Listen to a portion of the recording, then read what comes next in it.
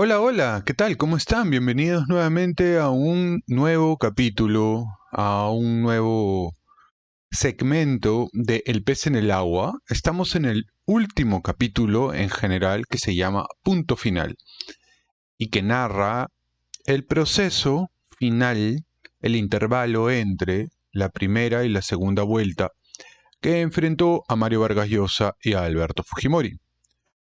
En el capítulo previo hemos visto cómo Mario Vargas Llosa tenía toda la intención de renunciar.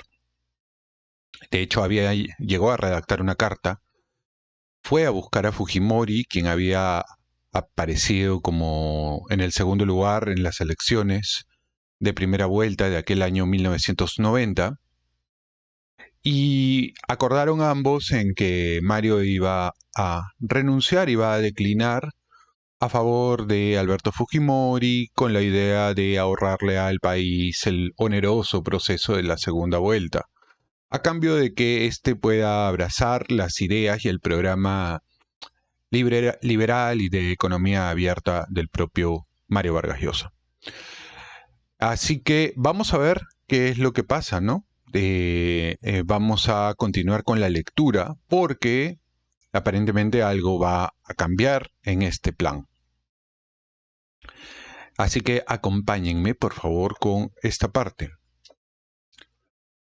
Alfredo Barnechea hizo una larga evocación histórica sobre la crisis y decadencia peruana, que, según él, había llegado en los últimos años a un punto crítico, del que podía derivarse una catástrofe irreparable, no solo para la supervivencia democrática, sino para el destino nacional. No se podía entregar el gobierno del país a quien representaba la pura picardía criolla o era muy probablemente testaferro de Alan García. Mi renuncia no iba a aparecer como un gesto generoso para facilitar un cambio de la situación presente. Aparecía como la fuga de un vanidoso herido en su amor propio. Además, podía desembocar en el ridículo, pues como era constitucionalmente ilegítima, el Jurado Nacional de Elecciones podía convocar a la segunda vuelta y dejar mi nombre en los boletines de voto, aunque yo no lo quisiera. En eso, Patricia interrumpió la reunión para decirme en el oído que el arzobispo de Lima había venido a verme en secreto. Estaba allí arriba, en mi escritorio. Me excusé con los asistentes y estupefacto subí a atender al ilustre visitante. ¿Cómo había llegado hasta aquí? ¿Cómo había pasado la barrera de periodistas y manifestantes sin ser descubierto? Han circulado muchas versiones sobre esta visita, que en efecto fue decisiva para que yo diera marcha atrás en mi decisión de no participar en la segunda vuelta. La verdadera solo la he sabido ahora, por Patricia, quien, para que en este libro figure la verdad, se animó por fin a confesarme lo ocurrido.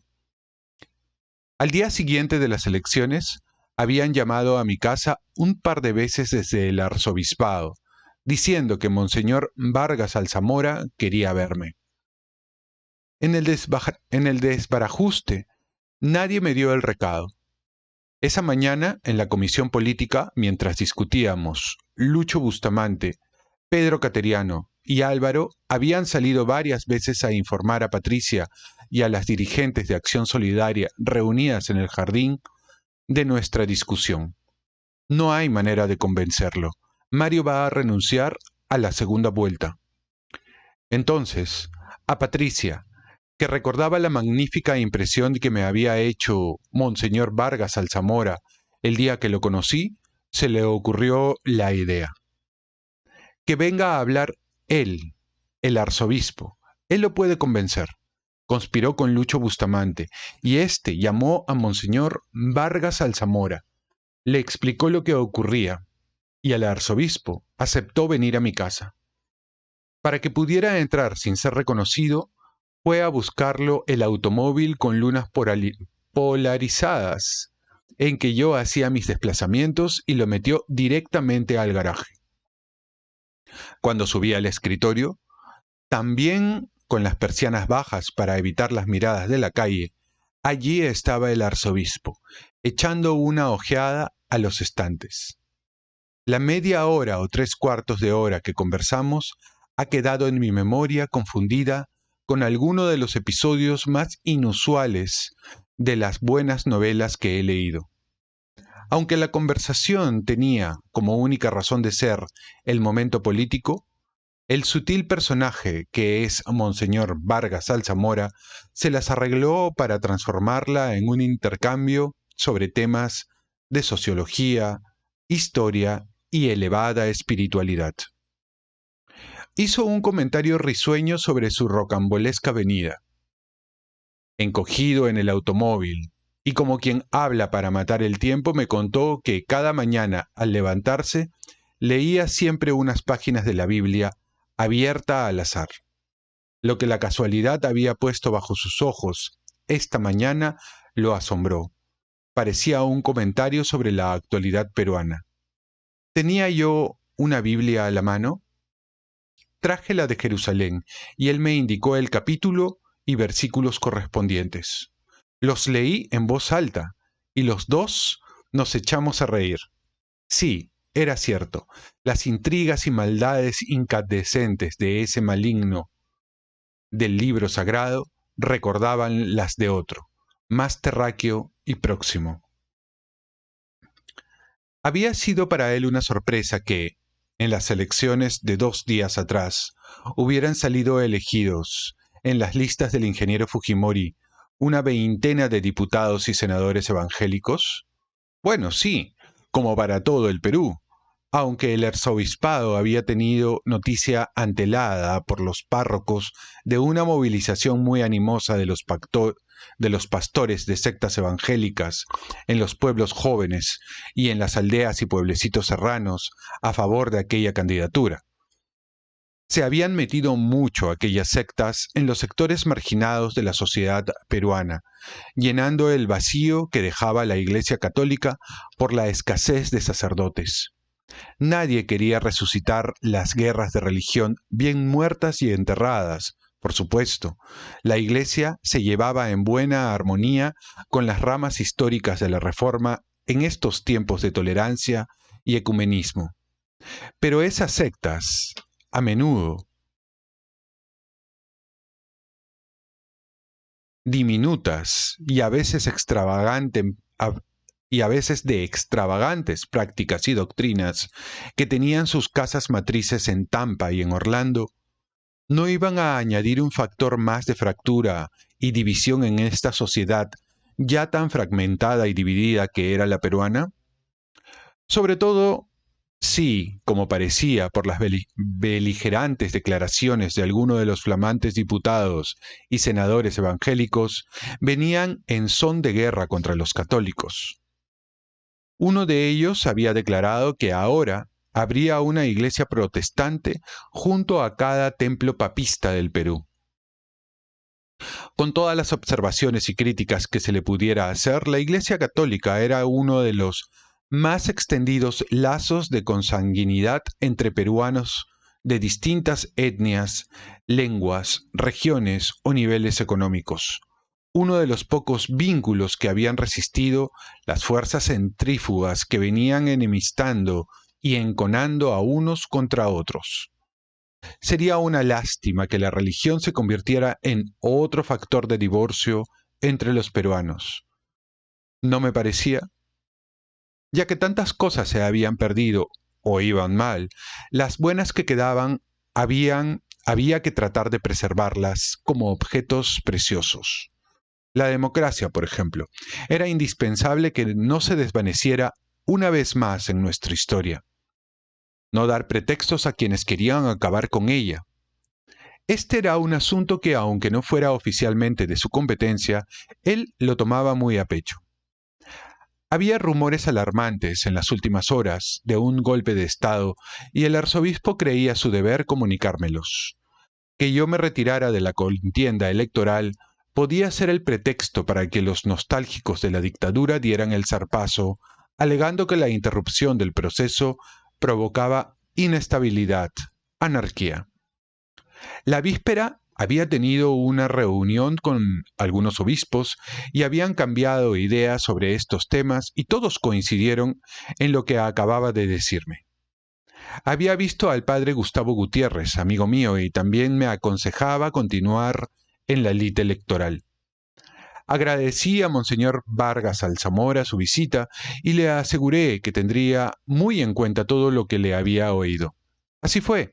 Hasta su llegada a mi casa estaba convencido de que lo mejor que podía hacer era crear, mediante mi renuncia a la segunda vuelta, una situación, de hecho, en la que había enormes posibilidades de que Fujimori llegara a una alianza con el Frente Democrático que diera solidez al futuro gobierno e impidiera que éste resultara una mera continuación del de Alan García. Pero su advertencia de que ello podía desencadenar un golpe de Estado, tengo elementos de juicio suficientes para decir esto, me hizo vacilar. Entre todas las catástrofes que le podían sobrevenir al Perú, la peor era retroceder una vez más a la época de los cuartelazos. Acompañé a Monseñor Vargas Alzamora hasta el automóvil en el garaje, de donde salió nuevamente a ocultas. Subí al escritorio a recoger un cuaderno de notas y entonces vi que surgía del bañito que allí tengo la robusta María Amelia Ford de Cooper, como si levitara. La llegada del arzobispo la había sorprendido en el baño y allí se quedó encogida y muda, escuchando nuestra charla. Había oído todo. Parecía alelada. ¿Has leído la Biblia con el arzobispo?, murmuraba extática. Yo lo he oído y podría jurar que por aquí ha pasado la paloma. María Amelia, que tiene 4 pasiones en la vida: la teología, el teatro y el psicoanálisis, pero sobre todo los waffles con chocolate, almíbar y crema chantilly, se había trepado en la noche del mitin de la Plaza San Martín de 1987 a un techo del edificio junto al cual estaba la tribuna con costales de pica pica, que me fue lanzado sobre la cabeza mientras yo pronunciaba mi discurso. En el mitin de Arequipa, los botellazos de apristas y maoístas me salvaron de nuevas dosis de esa urticante mistura, pues tuvo que esconderse con Patricia debajo del escudo de un policía. Pero en el mitin de Piura perfeccionó sus métodos y consiguió una especie de bazuca con la cual, desde un punto estratégico de la tribuna, me disparaba cañonazos de pica pica, uno de los cuales a la hora de los vítores finales me dio de lleno en la boca y casi me ahoga. Yo la había convencido para que el resto de la campaña se olvidara de la pica pica y trabajara más bien en la Comisión de Cultura de Libertad, lo que en efecto hizo, reuniendo en ella a un grupo excelente de intelectuales y animadores culturales. Como otros católicos militantes de libertad, albergaba siempre la esperanza de que yo volviera al redil religioso. Por eso, la escena del escritorio la dejó arrobada. Bajé a la sala e informé a mis amigos de la comisión política sobre la entrevista, rogándoles reserva y bromeándoles para descargar la tensión sobre esas increíbles ocurrencias de ese increíble país en el que de pronto las esperanzas de la Iglesia Católica para hacer frente a la ofensiva de los evangélicos parecían aposentarse sobre los hombros de un agnóstico. Continuamos cambiando ideas un buen rato y finalmente acepté postergar mi decisión. Me tomaría un par de días de descanso fuera de Lima. Entretanto, evitaría a la prensa. Para aplacar a los periodistas de La Puerta, pedía a Enrique Chirino Soto que hablara con ellos. Debía limitarse a decirles que habíamos hecho una evaluación de los resultados electorales. Pero Enrique entendió que había hecho de él un vocero mío permanente y tanto al salir de mi casa como en Nueva York y luego en España, donde viajó por esos días, hizo declaraciones desatinadas en nombre del Frente. Ni el hombre más inteligente lo es las 24 horas del día. Como aquella de que en el Perú nunca había habido un presidente que fuera peruano de primera generación, que los cables rebotaron al Perú y que me hacían aparecer avalando ideas antidiluvianas y racistas. Álvaro se apresuró a desmentirlo, apenado de tener que hacerlo, por el aprecio y gratitud que sentía hacia Enrique, quien había sido su maestro de periodismo en la prensa. Y yo lo hice también, esa y todas las veces que oía a mi alrededor semejante argumento contra mi adversario. Pero ello no impidió que en esos sofocantes 60 días entre el 8 de abril y el 10 de junio, los dos temas que asomaron esa mañana en las reuniones en mi casa se convirtieran en protagonistas de las elecciones: el racismo y la religión. A partir de entonces el proceso tomaría un cariz que me hizo sentir atrapado en una telaraña de malentendidos. Esa misma tarde fuimos con Patricia. Álvaro, indignado por haber cedido yo a las presiones, se negó a acompañarnos a una playa del sur, a casa de unos amigos, con la esperanza de tener un par de días de soledad. Pero pese a la complicada maniobra que intentamos, la prensa descubrió aquella misma tarde que estábamos en los pulpos y tendió un cerco a la casa donde me alojé. No podía salir a la terraza a tomar sol sin ser asaltado por los camarógrafos, fotógrafos y reporteros que atraían a curiosos y convertían el lugar en un circo. Me limité pues a conversar con los amigos que venían a verme y a tomar algunas notas con miras a la segunda vuelta, en la que había que tratar de corregir aquellos errores que más habían contribuido en las últimas semanas a la caída en picada del apoyo popular. A la mañana siguiente se presentó en la casa Genaro Delgado Parker a buscarme. Maliciando a qué venía, no lo vi. Habló con él Lucho Llosa, y como imaginaba traía un mensaje de Alan García, quien me proponía una entrevista secreta. No acepté, y tampoco las otras dos veces en que el presidente me hizo la misma propuesta, a través de otras personas. ¿Cuál podía ser el objeto de esa reunión? ¿Negociar el apoyo del voto aprista en la segunda vuelta?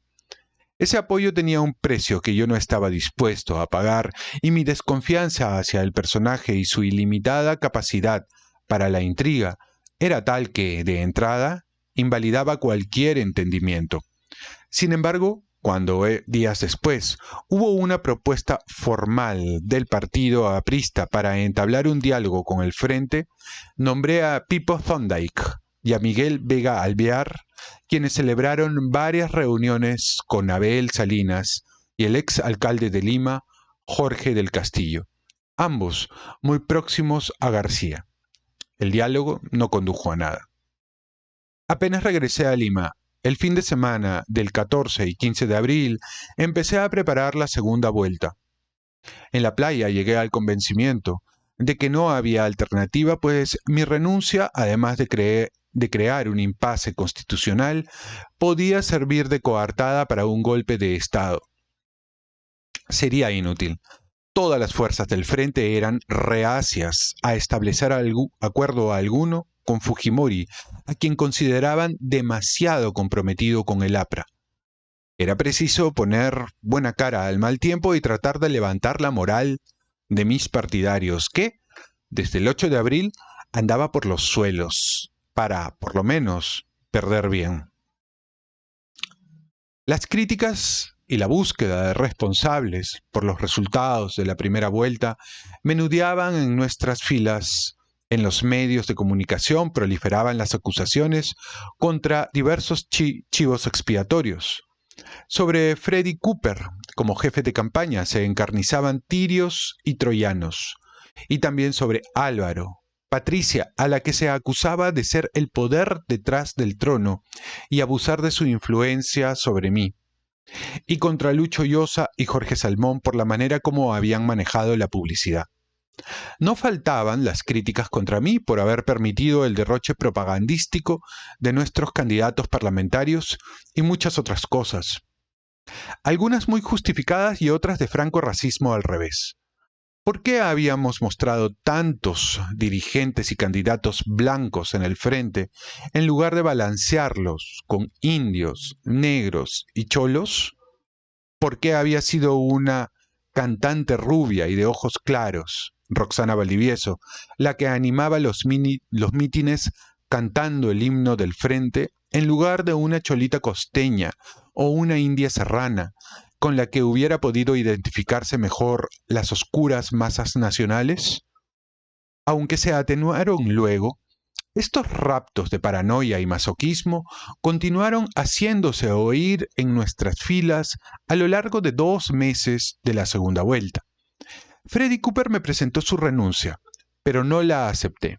Convencí también a Álvaro de que permaneciera como vocero de prensa, pese a que él siguió pensando que yo había cometido un error manteniendo la candidatura. Para aplacar a los quisquillosos, Roxana no volvió a cantar en nuestros mítines y Patricia, aunque siguió trabajando mucho en Acción Solidaria y en el programa de acción social, Paz, no dio más reportajes ni asistió a más actos públicos del frente, ni me acompañó en los viajes por el interior. Fue su decisión, no la mía. Ese fin de semana reuní al Kitchen Cabinet, reducido ahora a los responsables de la campaña, de las finanzas, de los medios y al vocero de prensa, con el añadido de Beatriz Merino, quien tenía una excelente imagen pública y había obtenido una buena votación preferencial, y trazamos la nueva estrategia. No se haría la menor modificación al plan de gobierno, desde luego, pero hablaríamos menos de los sacrificios y más de los alcances del Paz y otros programas de asistencia que habíamos comenzado a poner en práctica. Mi campaña estaría ahora orientada a mostrar el aspecto solidario y social de las reformas y se concentraría en los pueblos jóvenes y sectores marginados de Lima y las principales aglomeraciones urbanas del país. La publicidad se reduciría a su mínima expresión y el presupuesto así ahorrado se canalizaría hacia el Paz.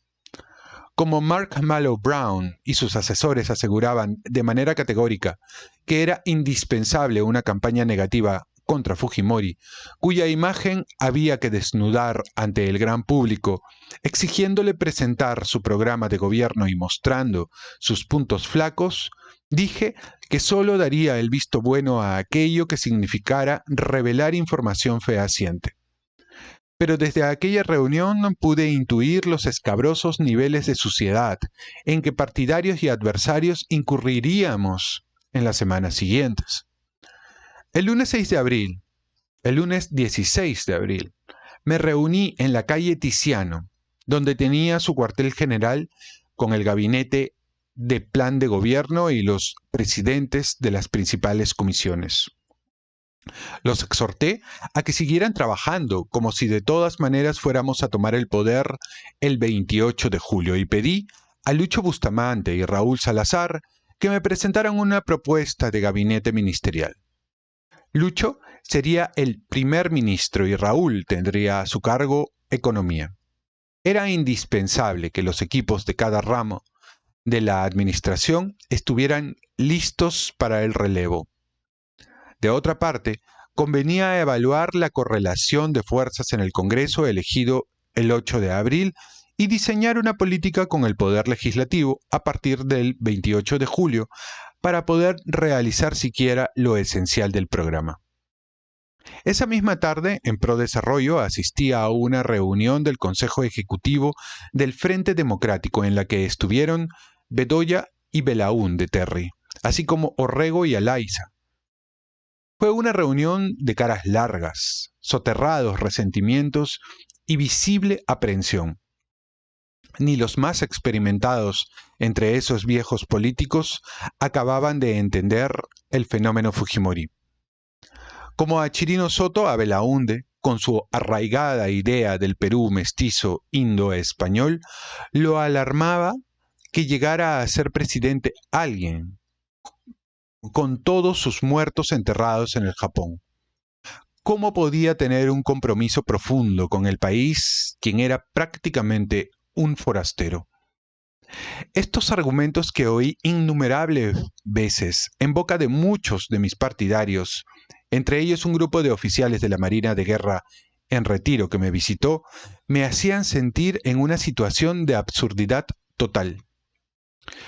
Pero de esta reunión resultó algo positivo, una colaboración de las fuerzas del frente, un espíritu fraterno que no existió antes. Desde entonces hasta el 10 de junio, populistas, pepecistas, libertarios y sodistas trabajaron unidos, sin las querellas, golpes bajos y mezquindades de los años anteriores, presentando una imagen muy distinta de la que hasta entonces habían mostrado. Por el tremendo revés que significó para todos la baja votación o porque intuían lo riesgoso que podía ser para el Perú la subida al poder de alguien que venía de ninguna parte y representaba un salto al vacío, o la continuación del gobierno de Alan García a través de un testaferro, o por mala conciencia del faccionalismo egoísta que fue mucho tiempo nuestra coalición, o simplemente porque ya no había curules que repartir, las enemistades, celos, envidias, rencores desaparecieron en esta segunda etapa. Tanto por parte de dirigentes como de militantes de los partidos del frente hubo una voluntad de colaborar y, aunque tardía para cambiar el resultado final, me permitió centrar todo mi esfuerzo en el adversario y no distraerme en los problemas internos que tantos dolores de cabeza me dieron en la primera vuelta. Freddy Cooper constituyó un pequeño comando con dirigentes de Acción Popular, el Partido Popular Cristiano, Libertad y SODE, y equipos combinados partieron a las distintas regiones para animar la movilización. Casi ninguno de los llamados se negó a viajar y muchos dirigentes permanecieron días o semanas recorriendo provincias y distritos del interior tratando de recuperar los votos perdidos. Eduardo Orrego se trasladó a Puno, Manolo Moreira a Tacna, Alberto Borea del PPC, Raúl Ferrero de Libertad y Edmundo del Águila de Acción Popular a la zona de emergencia. Y creo que no quedó departamento o región donde no llegaran a levantar los ánimos alicaídos de nuestros partidarios. Todo esto en un clima de violencia creciente, pues, desde el día de las elecciones, Sendero Luminoso y el MRTA desencadenaron una nueva ofensiva con decenas de heridos y muertos por todo el país.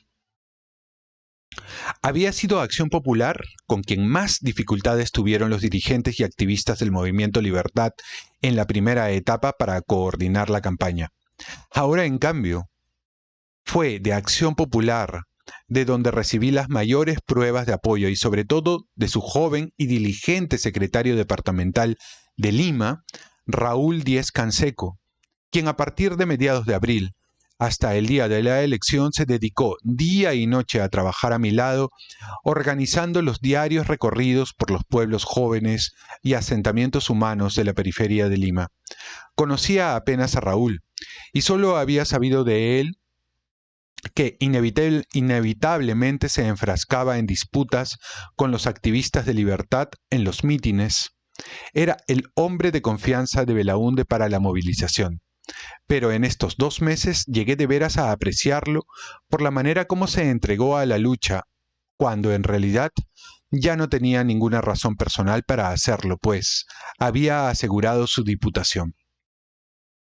Él fue una de las personas más entusiastas y dedicadas, multiplicándose en las tareas de organización, resolviendo problemas, levantando la moral a aquellos que se desalentaban y contagiando a todos una convicción sobre las posibilidades de triunfo que, real o fingida, era una emulsión contra el derrotismo y la fatiga que a todos nos rondaban.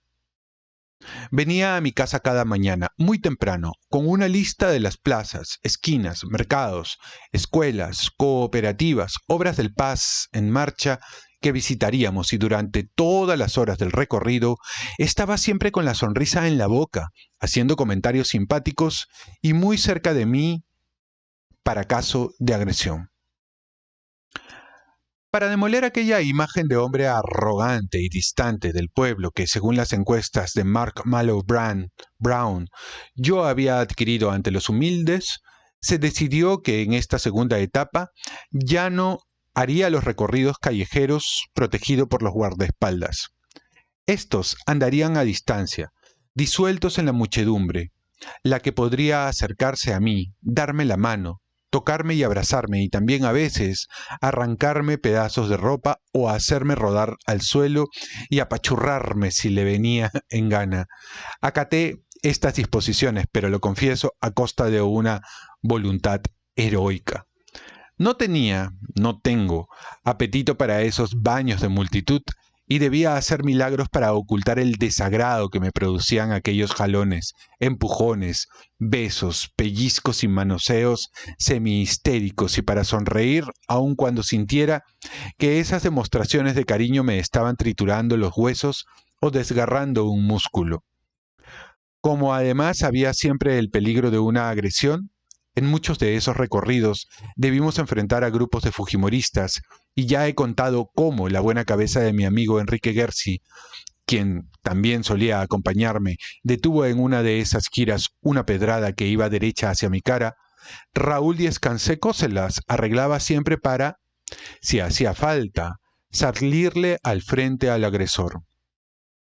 Al anochecer regresaba a la casa, exhausto y adolorido, a bañarme y cambiarme de ropa, pues en las noches tenía reuniones con plan de gobierno o el comando de campaña y debía a veces refregarme con árnica el cuerpo lleno de moretones. Alguna vez recordé entonces esas tremendas páginas del estudio sobre la agresión de Konrad Lorenz, donde cuenta cómo los patos salvajes, en sus apasionados vuelos amorosos, de pronto se enfurecen y entrematan. Porque muchas veces sentí, inmerso en una multitud de gentes sobreexcitadas, que me tironeaban y abrazaban, que estaba a un paso de la inmolación. Cuando abrí de manera oficial la segunda vuelta, el 28 de abril, con un mensaje por televisión titulado "De nuevo en campaña", llevaba 2 semanas de intenso trabajo recorriendo los distritos marginales de Lima. En aquel mensaje prometí que haría lo imposible para llegar no solo a la inteligencia, sino también al corazón de los peruanos. Dentro de la nueva estrategia estaba divulgar el trabajo de Acción Solidaria y principalmente el PAS, que para entonces tenía decenas de obras en construcción en la periferia de Lima.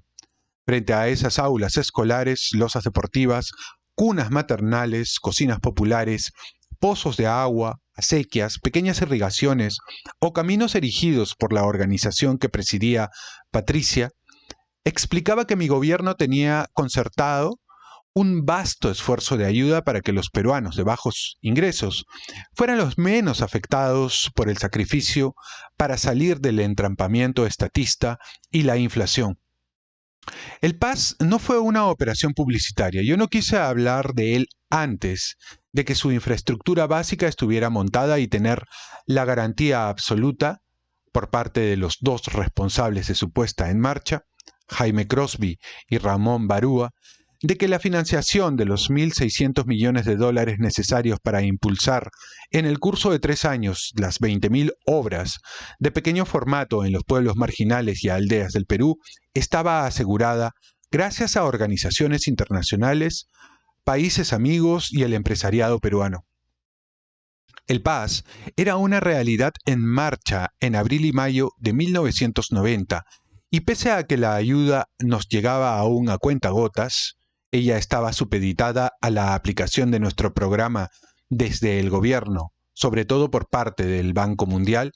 Era impresionante ver a tantos técnicos e ingenieros y a centenares de trabajadores materializando esos proyectos escogidos por los propios vecinos como los de mayor urgencia para la comunidad. En todos mis discursos dedicaba la mitad del tiempo a mostrar que aquello que hacíamos desmentía a quienes me acusaban de carecer de sensibilidad social. Esta debía medirse en realizaciones, no en desplantes. A muchos dirigentes del Frente y Amigos de Libertad La nueva estrategia, más humilde y popular, menos ideológica y polémica, les pareció una oportuna rectificación y pensaron que de este modo recuperaríamos el electorado perdido, aquel que había votado por Fujimori, pues nadie se hacía ilusiones sobre el voto aprista o el de las variantes socialista y comunista. También nos alentaba el cada vez más decidido apoyo de la Iglesia. ¿No era el Perú un país católico hasta la médula? Lo último que imaginé fue verme convertido de la noche a la mañana en el valedor de la Iglesia Católica en una contienda electoral. Es lo que empezó a ocurrir apenas reanudada la campaña, cuando fue evidente que entre los senadores y diputados elegidos de Cambio 90 había por lo menos 15 pastores evangélicos. Entre ellos el segundo vicepresidente de Fujimori, Carlos García y García, quien había presidido el Consejo de Iglesias Evangélicas del Perú. El nerviosismo de la jerarquía católica con este súbito ascenso político de organizaciones hasta entonces marginales fue exacerbado por declaraciones imprudentes de algunos de los pastores elegidos, como Guillermo Yoshikawa, diputado por Arequipa, quien había hecho circular entre sus fieles una carta exhortándolos a votar por Fujimori con el argumento de que cuando éste fuera presidente, las escuelas y las iglesias evangélicas recibirían el mismo reconocimiento y los mismos subsidios del Estado que la Iglesia Católica. El arzobispo de Arequipa, Monseñor Fernando Vargas Ruiz de Somorcurcio, salió a la televisión el 18 de abril y reprochó al señor Yoshikawa utilizar argumentos religiosos en la campaña y su actitud desafiante contra la religión mayoritaria en el pueblo peruano. 2 días después, el 20 de abril, los obispos del Perú hacían una declaración afirmando que no es honesto manipular lo religioso para servir a fines políticos partidarios, asegurando, sin embargo, que, como institución, la Iglesia no apoyaba ninguna candidatura. Esta carta pastoral del episcopado quería atenuar la tempestad de críticas que había provocado en los medios adictos al gobierno, en los que abundaban los católicos progresistas. Una entrevista concedida al programa Panorama de Canal 5, el domingo de Resurrección, 15 de abril, por el arzobispo de Lima.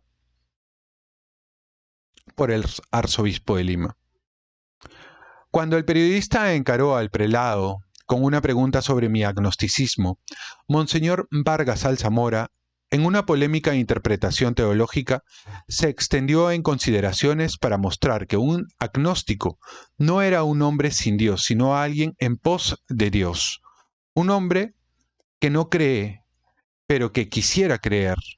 Un ser presa de una agónica búsqueda unamuniana, al final de la cual se hallaba tal vez el retorno a la fe.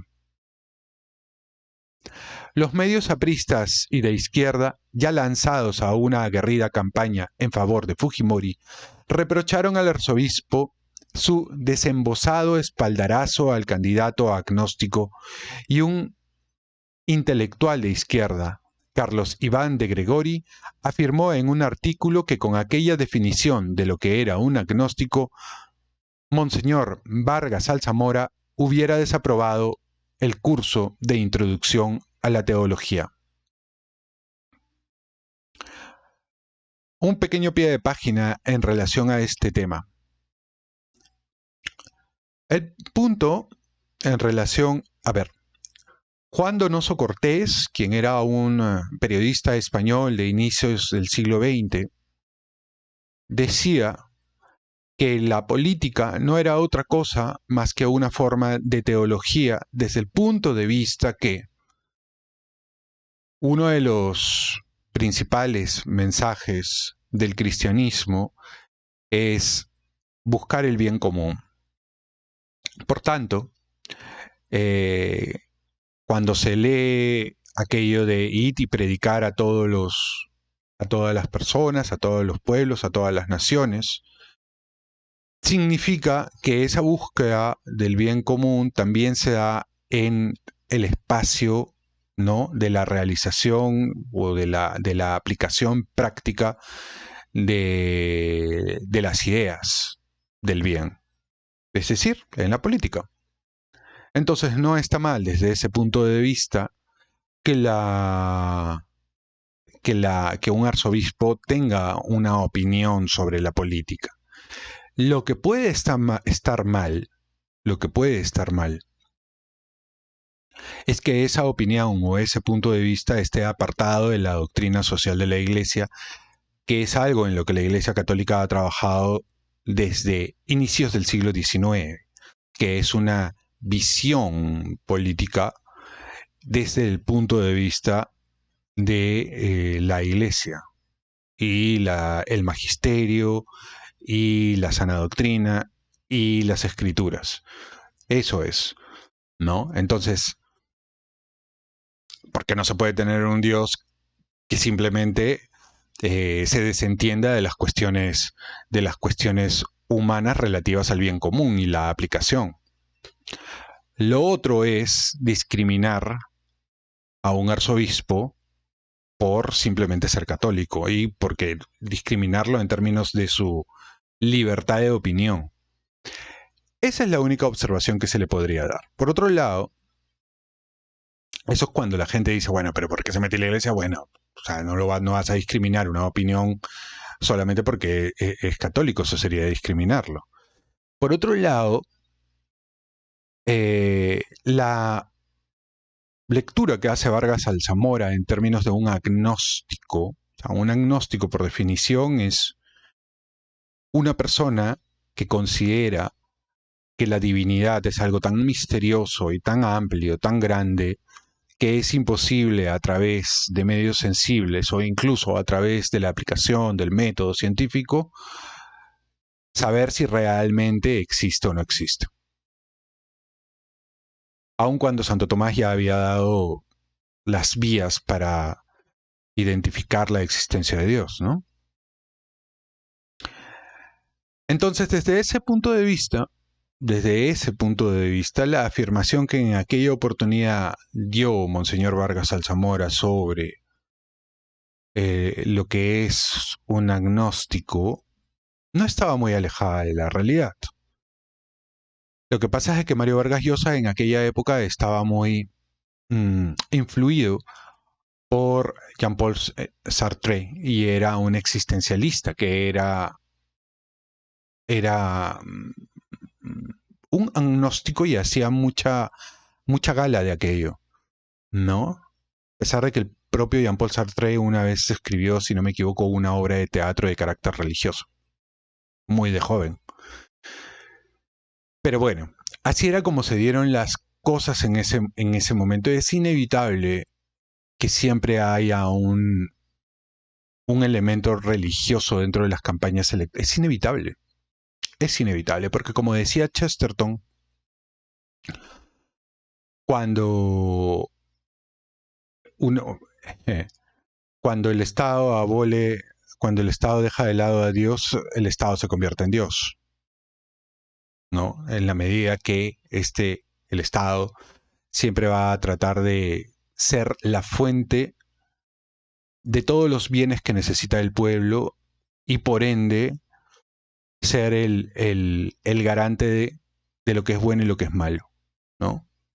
Pero bueno, continuemos con la lectura, porque sí que es cierto que hubo mucha polémica religiosa en aquella época. El 19 de abril, a comienzos de la tarde, llegó a mi casa, también escondido en un coche que entró derecho al garaje, pues el cerco de periodistas al lugar no cesó hasta el 10 de junio, el arzobispo de Arequipa. Pequeñito y con un enorme vozarrón rebosante de simpatía y de gracia criolla. El buen humor de Monseñor Vargas Ruiz de Somocurcio me hizo pasar un momento muy divertido, uno de los pocos, si no el único de estos 2 meses, diciéndome que convenía que por el momento me olvidara de las pamplinas esas de declararme agnóstico, porque yo, hijo de católicos, bautizado y casado por la Iglesia, y con hijos también bautizados, era católico para todos los efectos prácticos, lo admitiera o no, y que si quería ganar la elección, no me empeñara en seguir diciendo toda la verdad sobre el ajuste económico, pues eso era trabajar para el adversario, sobre todo cuando éste solo decía lo que podía traerle votos. No mentir estaba muy bien, desde luego, pero decirlo todo en una campaña electoral era hacerse el harakiri. Bueno, en términos prácticos, otro pie de página, en términos prácticos, Mario Vargas Llosa es católico. No lo practica, pero lo es, porque está bautizado. El hecho de ser bautizado, estamos hablando en términos doctrinales, obviamente, el ser bautizado no te aleja de la iglesia, te aleja de la práctica, tal vez si es que tú abrazas otra confesión, te abrazas otra, dejas de ser practicante, te vuelves agnóstico, te vuelves ateo y tal. Pero en términos prácticos, un bautizado, que además ha hecho la primera comunión, puede simplemente volver, confesarse y volver a la iglesia. No es nada del otro mundo.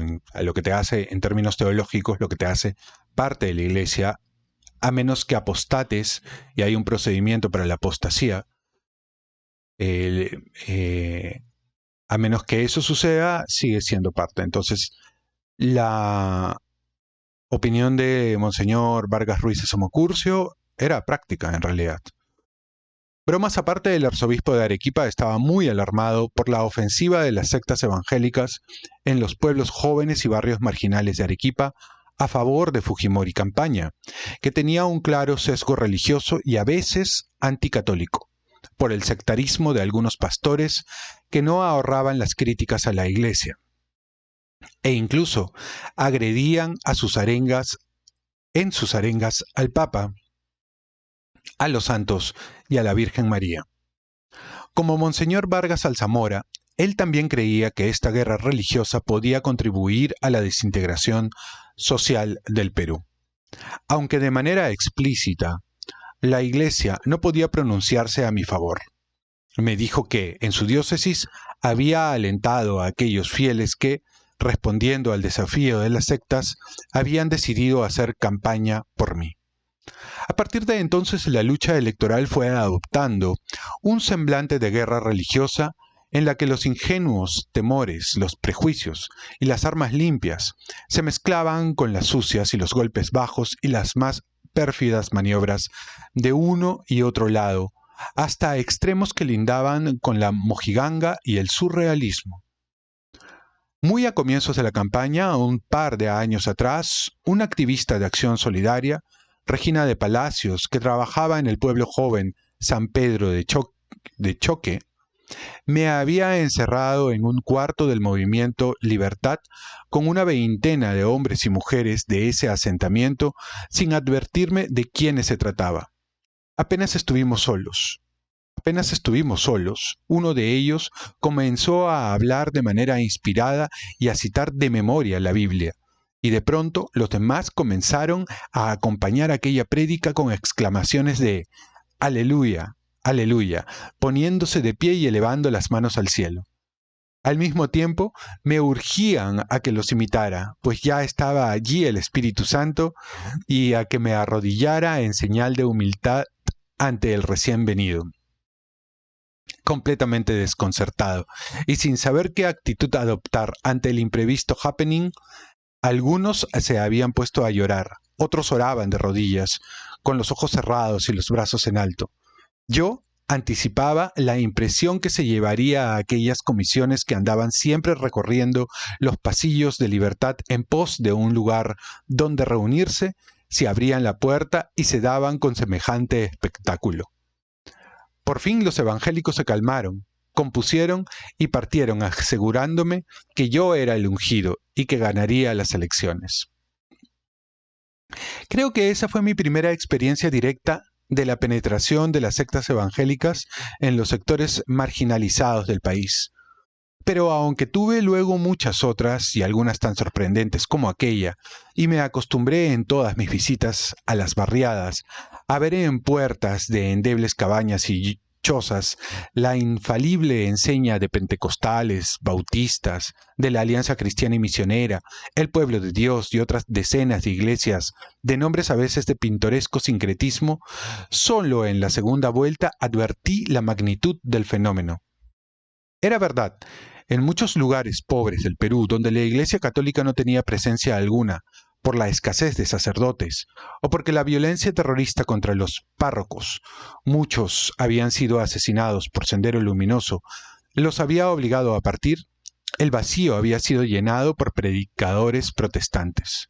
Estos hombres y mujeres, casi siempre de origen muy humilde, armados del celo infatigable y ferviente de los pioneros, vivían allí, en las mismas condiciones elementales de los vecinos de esos pueblos, y habían logrado muchos conversos para esas iglesias, cuya exigencia de entrega total y apostolado permanente, tan distinto del compromiso laxo y a veces solo social del catolicismo, resultaba paradójicamente un atractivo para quienes, por la precariedad de sus vidas, encontraban en las sectas un orden y una seguridad a que aferrarse.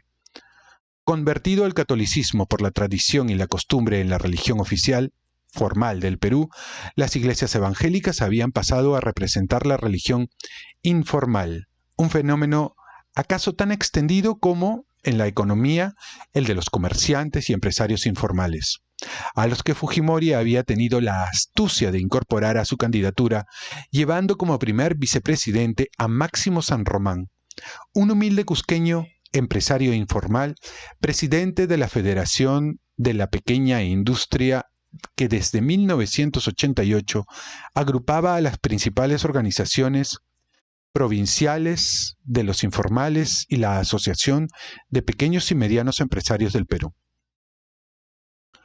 Un pequeño pie de página. Con relación a Máximo San Román, no era un empresario informal. Él era un empresario mediano que, si no me equivoco, era dueño de Novapan. Y Novapan era una empresa formal. Él había inventado un tipo de horno y tenía además unas panaderías, si no me equivoco. Y yo recuerdo porque cuando yo estaba en el colegio, frente a mi colegio y cuando tenía 10 años, frente al colegio había una panadería Nova. Y me acuerdo siempre de esa panadería porque siempre salía y la miraba y miraba el logotipo, me llamaba la atención y veía un horno grande. Entonces, y él era dueño de aquello y ya existía hacia 1987, 1988. Entonces no era un empresario informal, era un empresario, aquí creo yo que se equivoca Vargas Llosa. Luego, la lectura que tiene sobre los evangélicos, la penetración evangélica en el Perú, también me llama la atención que no la haya medido antes, ¿no? Porque no es una penetración tan reciente. Lleva años. De hecho, unos tíos míos van a la iglesia, o iban, me acuerdo, a esta iglesia Alianza Cristiana y Misionera, que tenía su local en la Avenida Brasil, y estamos hablando de 1986, 1987. Entonces ya habían varias iglesias evangélicas, estaban también, estaban los de Alfa y Omega, estaban los de Ezequiel Ataucusi, ¿no? Los israelitas del Nuevo Pacto Universal, o sea, eran bastantes. Por eso me llama un poco la atención que hacia 1990, cuando esto ya había proliferado de manera bastante visible, Mario Vargas Llosa no lo hubiera registrado.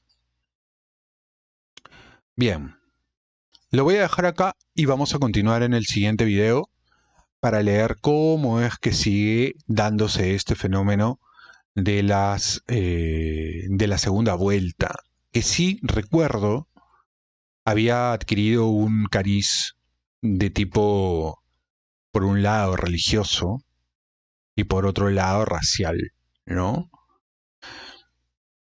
Y si bien es cierto si bien es cierto, este tema de Alberto Fujimori con su, con su nacionalidad, porque él era peruano de primera generación y tal, se repitió mucho aquello. También es cierto de que, claro, él toda su familia era japonesa. Y él básicamente pues no tenía, eso sí, ya tenía hijos peruanos, ya todos habían nacido en el Perú. Susana Iguchi no sé si es que era peruana de primera, su esposa, de primera generación y tal. Pero por ahí que no tenía la misma idea, la misma concepción del Perú que alguien que probablemente hubiera nacido de padres, abuelos y ancestros peruanos, ¿no? Era un poco complicado. Sin embargo, supo matizarlo con Máximo San Román, quien era cusqueño y, y hablaba quechua. En general, Fujimori había escogido muy bien su plancha, ¿no? Porque por un lado había el sector evangélico y por otro lado tenía el nicho de los pequeños empresarios. ¿Mm? Así que bueno, muy bien, espero que les haya gustado el video. Si es así, regálenme un like, déjenme sus comentarios para saber qué es lo que van opinando y nos vemos en el siguiente video. Ya saben, si no están suscritos al canal, suscríbanse y activen la campanita para más videos y se enteren cuándo es que subo nuevos videos. Nos vemos en el siguiente. Pase bien.